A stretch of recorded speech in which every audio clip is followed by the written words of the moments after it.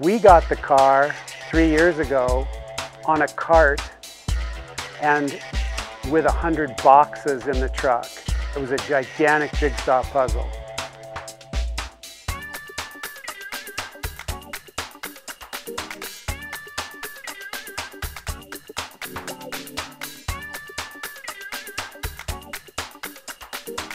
What we decided to do is strip all the paint off, take it back down the metal. We took every single thing apart and we started the process all over again.